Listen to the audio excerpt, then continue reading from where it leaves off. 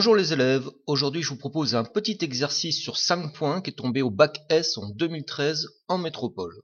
On y trouve un petit peu de cinétique, un petit peu de réaction acido-basique, des équilibres, des pH, des pKa, il y a tout ce qu'il faut. Comme d'habitude, avant certaines questions, on fera des petits résumés de cours pour avoir les idées bien claires. Je vous propose de mettre sur pause 30 secondes pour bien prendre le temps de lire ce petit texte d'introduction. Alors, on nous dit, l'urée réagit avec l'eau pour former de l'ammoniac et du dioxyde de carbone. Première question, écrire l'équation de la réaction chimique. Bon, j'écris ce qu'on me dit. L'urée réagit avec l'eau pour donner de l'ammoniac et du dioxyde de carbone. J'équilibre, un carbone de chaque côté, c'est OK. 2 oxygènes de chaque côté, c'est OK. Pour l'azote, je vois qu'il faut que je multiplie par 2 NH3. Il me reste les hydrogènes. 6 de chaque côté, c'est bon, c'est équilibré. Question suivante, rappelez la définition du temps de demi-réaction. Alors le temps de demi-réaction, noté T1,5, c'est la durée nécessaire pour que la moitié du réactif limitant soit consommé. C'est aussi la durée nécessaire pour que l'avancement atteigne la moitié de sa valeur finale. On estime en général que l'état final du système est atteint lorsque T est environ égal à 6 ou 7 fois T1,5. Question suivante, on nous demande de montrer que l'uréase est un catalyseur. Petit rappel de cours, qu'est-ce que c'est qu'un catalyseur? C'est une espèce chimique qui augmente la vitesse d'une réaction, mais qui n'apparaît pas dans l'équation bilan de la réaction. Et lorsqu'on utilise un catalyseur pour accélérer une transformation chimique, on dit que celle-ci est catalysée. Alors il y a 3 types de catalyse. Homogène, catalyseur et réactif ne forment qu'une seule phase. Hétérogène, plusieurs phases. Enzymatique, c'est le cas de cet exercice. Le catalyseur, c'est quelque chose d'origine biologique. Dans notre exo, on voit que le temps de demi-réaction, c'est 2-10-5 secondes en présence d'uréase, et 60 ans s'il n'y a rien du tout. L'uréase, c'est bien une espèce chimique qui diminue le temps de réaction, qui accélère donc la vitesse de la réaction. C'est donc un catalyseur. En l'occurrence, ici, un catalyseur enzymatique. Question suivante. Quelle est en général l'influence de la température sur la cinétique d'une réaction? Alors, la température, ça fait partie de ce qu'on appelle les facteurs cinétiques.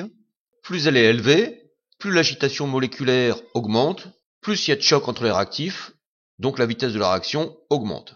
Petit rappel de cours, il y a d'autres facteurs cinétiques. La concentration des réactifs, par exemple, même chose, plus elle est importante, plus il y a de molécules, plus il y a de choc. Pour d'autres réactions, ça peut être l'éclairement, la nature du solvant. S'il y a un solide dans l'affaire, ça peut même être la surface de contact entre ce solide et le reste de la solution. Bref, des facteurs cinétiques, il y en a plein, la température en est un. On nous demande ensuite de décrire l'influence de la température sur la cinétique en utilisant le document 1. Dans ce document, on nous explique que la cinétique, la vitesse de la réaction donc, est liée à une grandeur qu'on appelle l'activité. Plus cette activité est grande, plus la réaction est rapide. On nous donne ensuite une courbe qui nous donne l'activité relative en pourcentage par rapport à la température. La vitesse de la réaction étant liée à l'activité, on voit que cette vitesse augmente jusqu'à une température de 60 degrés pour atteindre une valeur maximum. Puis ensuite, lorsque la température continue d'augmenter, l'activité relative décroît, la vitesse de la réaction diminue. Question suivante, on nous demande d'expliquer pourquoi la vitesse de la réaction n'augmente pas avec la température comme dans le cas général. A priori, ça peut paraître compliqué. En vérité... Gloire à celui qui dit toute la vérité. Merci, monsieur Brassens. Je disais, en vérité, la réponse, on doit la trouver dans le texte introductif. Alors, dans le texte, on voit que les différentes parties de la molécule, elles dépendent des liaisons hydrogènes qui se forment plus ou moins facilement avec la température. Ces liaisons sont elles-mêmes responsables de replis, qui sont eux-mêmes liés à la création des sites actifs, responsables de l'activité. Sans tirer des plans sur la comète, on peut supposer qu'à 60 degrés, c'est là où il y a le plus de liaisons hydrogènes, le plus de replis, donc le plus de sites actifs, et qu'au-delà de cette température, la quantité de sites actifs diminue, et donc la vitesse de la réaction est plus faible. C'est une hypothèse raisonnable. Alors, dans la suite de l'exercice, on va parler d'acide fort, d'acide faible, de diagramme de prédominance, de pKa. Je ferai là aussi des petits résumés de cours. J'ai préféré mettre cette deuxième partie sur une autre vidéo. ça vous permet comme ça de réviser la cinétique d'une part et les réactions acido-basiques d'autre part. À bientôt, bon courage pour vos révisions.